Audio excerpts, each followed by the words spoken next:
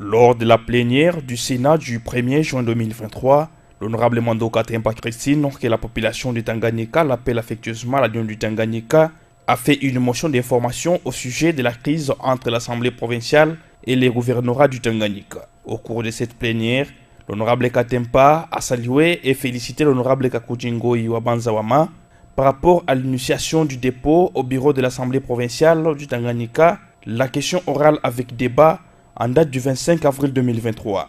Le lit de la circonscription électorale de Manono avait adressé cette question à la gouverneure de la province du Tanganyika. La gouverneure Julie Ngungwa est accusée de la mauvaise gestion des fonds destinés aux entités territoriales décentralisées, des fonds secrets, des recherches et des engagements de la province envers les banques et d'autres fonds irrélatifs. Selon l'honorable sénatrice Mwando Katempa Christine, le député provincial Kakujingoyi a rempli son devoir en sa qualité de représentant du peuple en initiant cette question qui parle de la gouvernance financière, économique et sécuritaire des entités territoriales décentralisées. À sa qualité de la représentante de la province de Tanganyika, il a dénoncé la situation que traverse la province à cette période.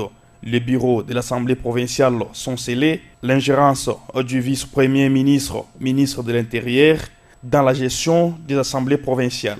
Pour ce faire, l'honorable sénatrice Mwando Katempa Christine condamne avec toute énergie la décision prise par le vice-premier ministre, ministre de l'Intérieur. Selon elle, viole les dispositions de l'article 61 de la loi 08/012 du 31 juillet 2008, portant principes fondamentaux de la libre administration.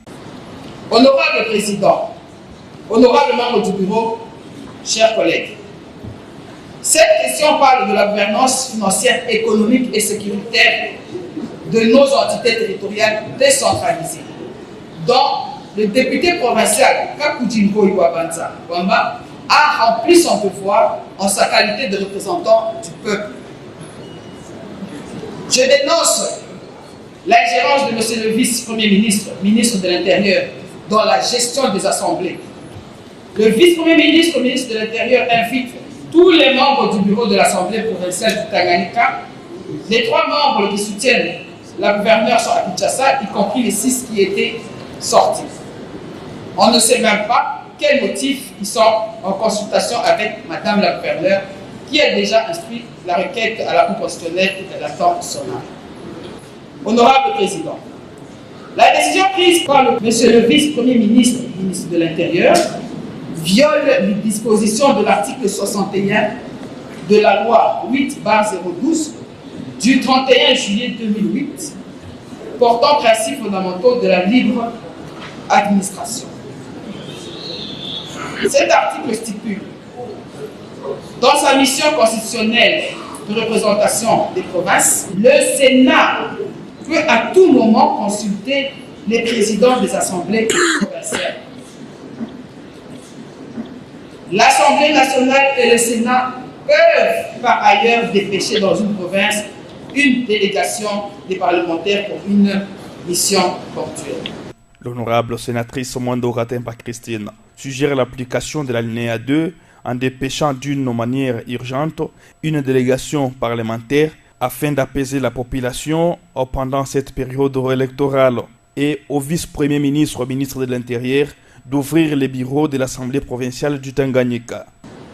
Je suggère d'appliquer son alinéa 2 en dépêchant d'une manière urgente une délégation parlementaire en mission ponctuelle dans la province du Tanganyika afin d'apaiser la population pendant cette période électorale. Aussi, je demande à Monsieur le ministre de l'Intérieur d'ouvrir le bureau de l'Assemblée provinciale du Tanganyika et de retirer les dispositifs impressionnants de la police nationale congolaise qui empêchent les membres du bureau d'accomplir leur devoir. Honorable Président, je vous remercie.